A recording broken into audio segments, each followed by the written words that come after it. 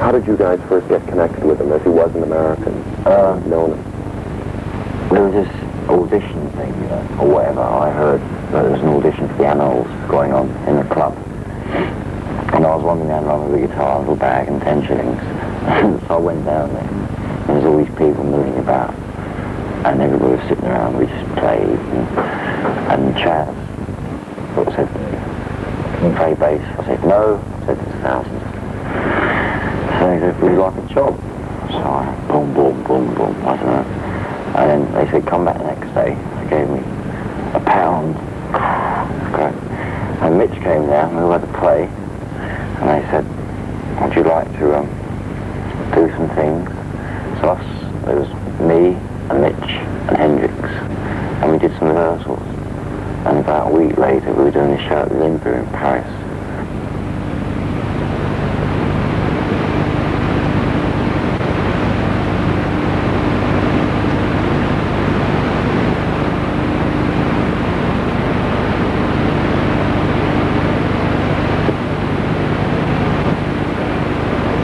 I was talking to some little kids, the people that they call teeny boppers, I was talking to them, and I found out, I said, "What was your favorite groups? What's some of your favorite groups? Do you know anything about music?" They said, "Yeah, we like the Cream, we like girls group." I said, "Oh, excuse me. Oh, yeah, great, thank you very much." Beautiful. And so I said, "Wow, their minds are different. So they don't want to hear about this manufactured tinfoil music, Well, who do you think's buying all these records that these? Well, right now, there's nothing else for them to buy, and quite naturally, it has more publicity than most of the best records. So they have to buy something, so they buy those things. Do you think underground radio's changing this? Well, yeah, definitely. Underground radio is getting together so nicely. I just hope it just keeps on, like with the stereo and so forth. So that makes everybody make a little better records and stereo singles and so forth.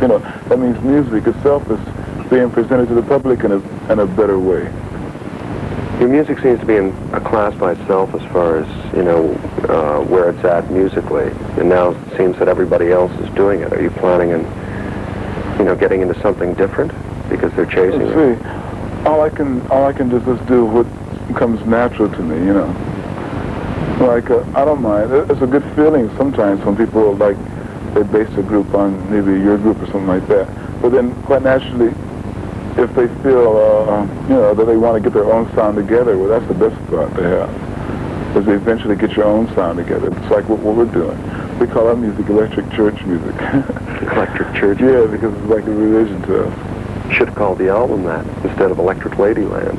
Same thing. Yeah, well, some ladies are like church to us, too, which is another thing. Oh, excuse me, I'm sorry. Watch your lady. Right.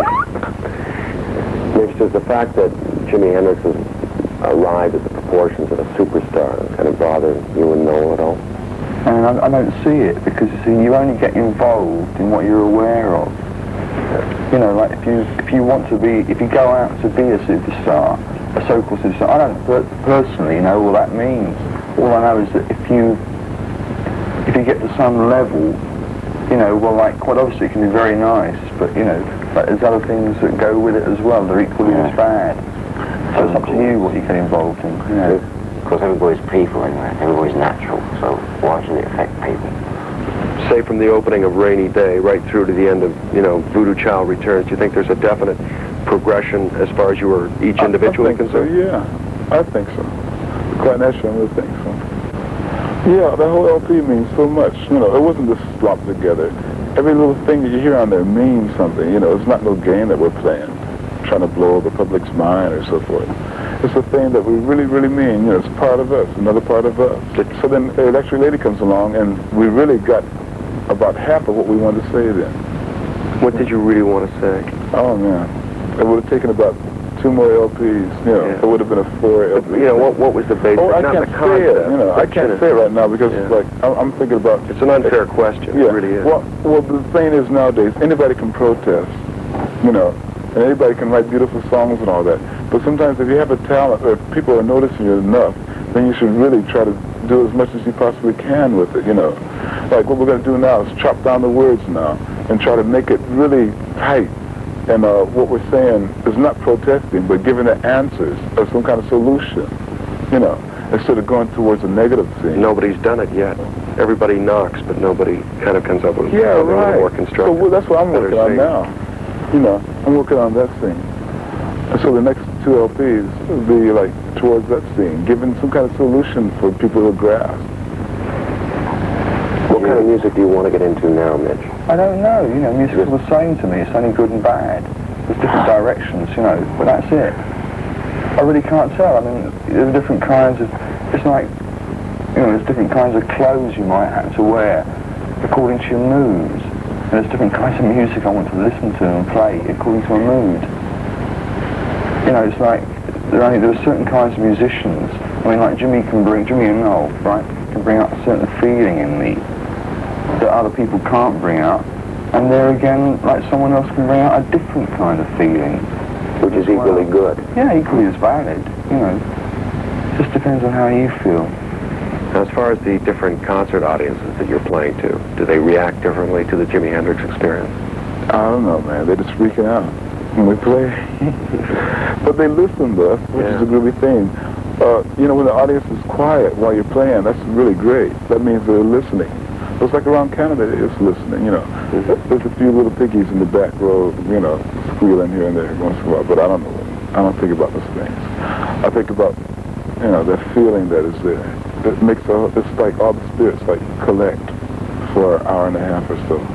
That's what it's supposed to be. It doesn't call for talking or yelling then, does it? You know, the experience represents something in, you know, in world pop culture, not just in England, but all over the world.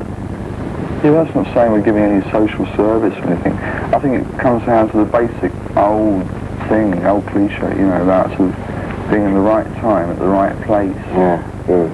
I mean, the public, you know, if anyone enjoys what we're doing, fine. If they don't, I don't give a damn, personally, because I want to carry on playing regardless, you know, because I really believe in what I'm doing. It's up to the people who buy it. They can figure it out. They're not all that dumb. That's why they buy records for, so they can hear things. And they can hear the truth or lies in records, you know. Yeah, but what about someone like Cats and Castanets with their 1910 Fruit Gum Company, Well, who took a nice fade away 32-bar soon, song, if all and the they just, yeah. you know, they If just all the groups that make it, you know, all the groups that make a few monies, you know, here and there. Well, if they should get together and get their own thing together, their own label and all that, pretty soon those things will dwindle out, you know. And pretty soon the public will be so smart as well, they won't buy those things or do nothing but laugh at them. You know, that's where it's all at. It takes time. Everything takes time. But if everybody is honest to themselves, well, there you go. It all works out in time.